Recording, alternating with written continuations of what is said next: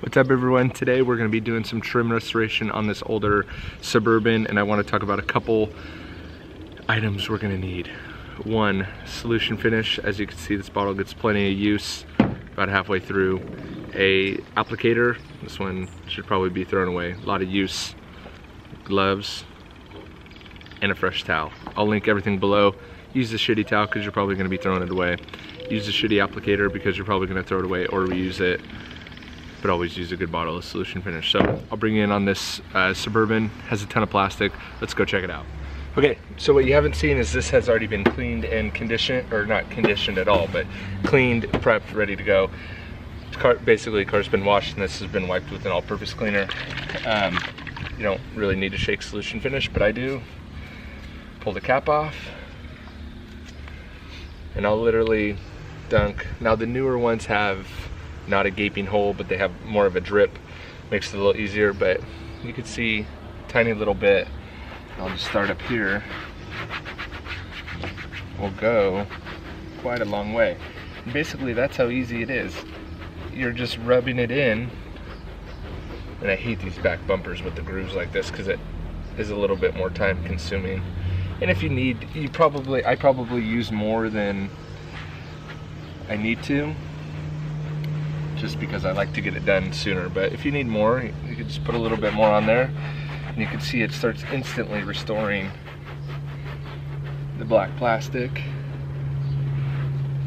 And then once you get it all,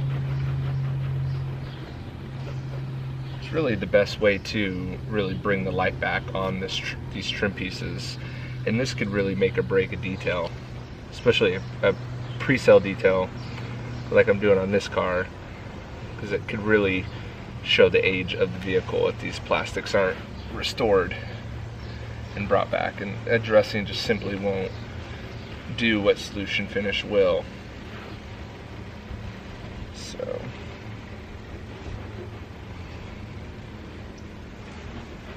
got that piece pretty much done. I'm gonna work on this bottom piece. And you don't have to worry about running over onto the metal or paint work because it just wipes right off. So it's not going to stain. It's not going to stain that at all. So, and honestly, probably what I'll do for demo purposes, I'm just going to wipe it right away. But I would go around the whole car, do all the plastics. You want to make sure there's no running or there's no water on it because it'll become inconsistent. So what I would do is I'd run around the whole car, do that, and then come back with the towel and wipe off the residue. And it takes down some of the gloss too, but it makes it dry to the touch. Makes it dry to the touch and non-greasy looking, and just makes it look factory like it was supposed to, which is the goal. And if you miss a spot, you just go back in there. It's really dummy proof. It's very, very, very, though made for professionals, it's very a consumer could do it. A DIY or a driveway detailer could definitely do it. Anyone can do it.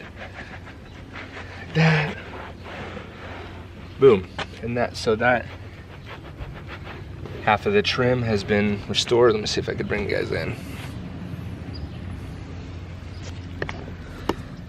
This is the part we did.